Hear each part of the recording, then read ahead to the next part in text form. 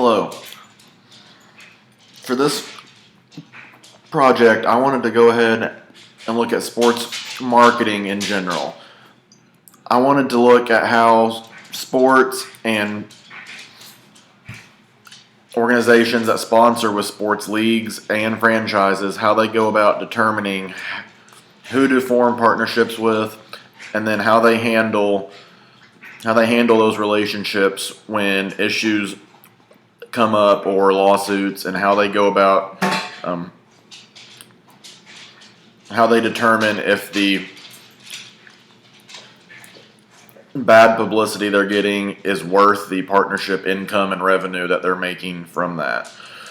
To assist with this, I talked to Chelsea Fitzgerald, who is a sponsor services representative with the Oklahoma City AAA baseball team, and my wife, who is a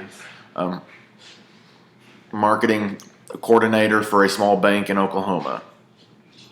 For a little background, what got me interested in this most recently was the talk about the FanDuel and DraftKings and the lawsuits associated with them. To begin with, just for a little background, investors in DraftKings include the organization Fox, the Kraft Group, which is led by the New England Patriots owner Robert Kraft, Major League Baseball, Major League Soccer, and the National Hockey League, as well as Madison Square Garden.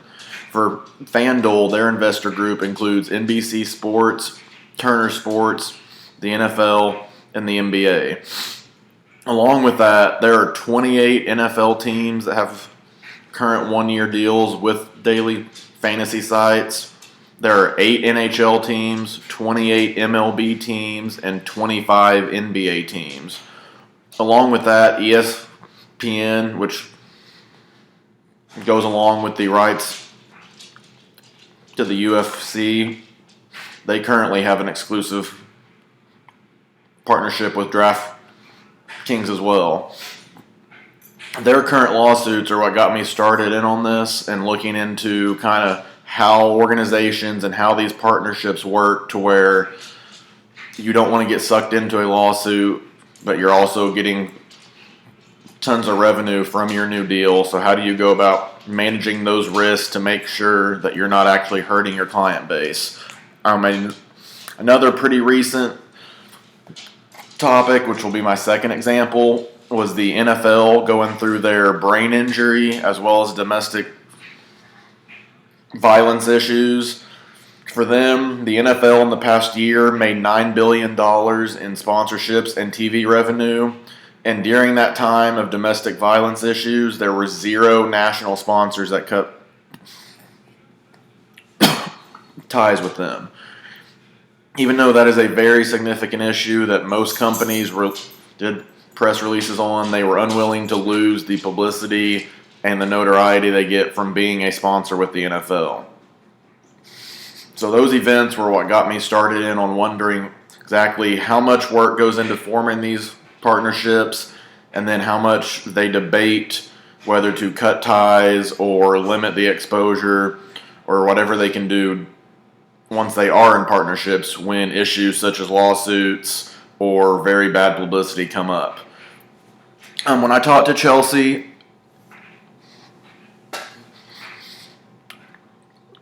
and Tracy, I asked them a set of 4 questions, and even though one works for a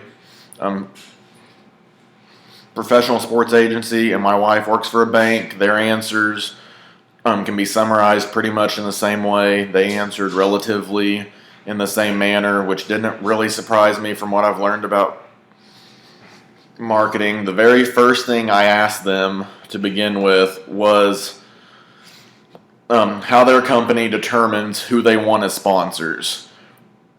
As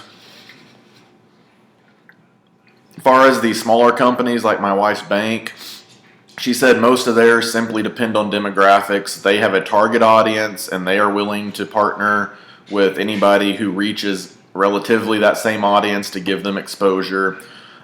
They said for bigger companies, that's who they want to go for. You can reach more people that way. They said for larger companies, from what I got from Chelsea, as far as sports leagues that are forming partnerships with lower companies, that revenue is their main thing. However much they can earn plays that part. And then also image enhancement. Going through some of the things, such as the NFL and their domestic violence, when that occurred, partners did not drop them, but the NFL gained new partners by funding domestic violence centers and education on that. So that was their way of trying to minimize the damage that was going to be done by that. The second question I asked them was, how do companies protect themselves when joining into large partnerships? That way you have outs, and if something does happen, you're not taken down with the company that you're in agreement with. They both agreed that when protecting themselves, most of that comes down to the legal department. It says they do more in-depth legal components. They do more disclosures within the contract, and most companies nowadays will put a right to cancel, which gives them a free out as long as there is cause whenever anything pops up. An example I was given was when FIFA went through their financial scandal. They had a bunch of sponsors pull out of their contracts due to the publicity it was getting, and they didn't want to be associated with the company anymore. Next, what I asked was, once a scandal or a negative event occurs, what measures can be taken by the company that's not the one doing it, but the partner did? And they both agreed press releases by the PR department, as well as an official statement by a high-up executive, are going to be the only thing that the partner is really able to do, try to minimize and deflect the issue onto the partner who actually committed the act, and not have it reflect back on them. Let it known that they're partners, but they had no involvement within the actual problem.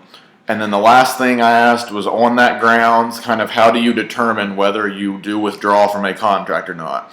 As I mentioned earlier, there were 0 NFL partners that have cut ties during the domestic violence issue, even though 0 companies would agree that that is an all right issue to have. And they all talked about that it's the potential losses that you need to weigh. Said usually that determines by the base of the customers. That, for example, using the NFL domestic violence issue, if you were a company that sponsored 95% women, or your customer base was all women, then you would be much more likely to withdraw from that contract, simply because it looks bad to your customer base and directly affects them. They said it also, the larger the company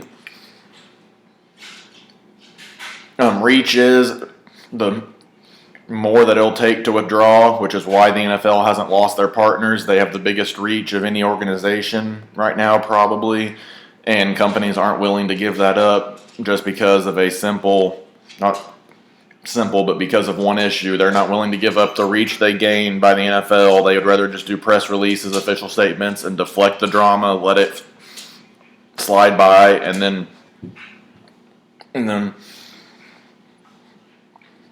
pop up again.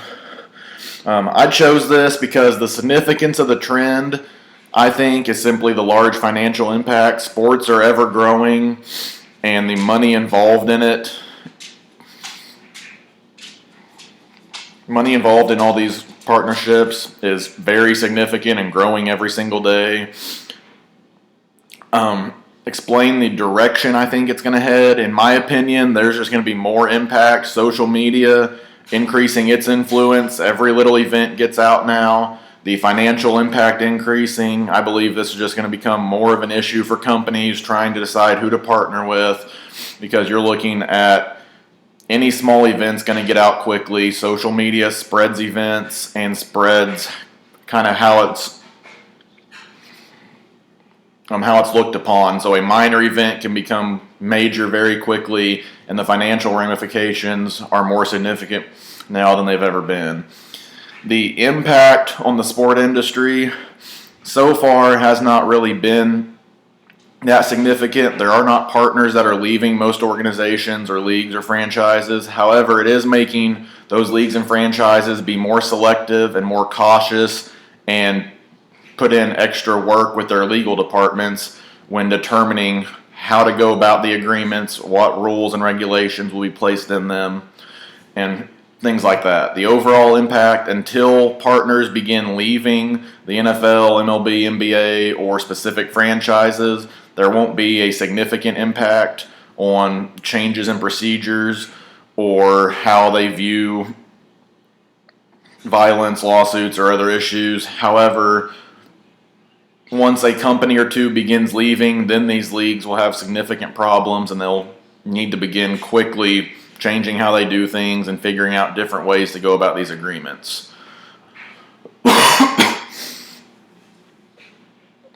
That is my project. I hope you enjoyed listening to it. If you have any thoughts, I'd love to hear about them in the discussion board, and I will try to respond to all of those before the end of the semester. Thank you very much.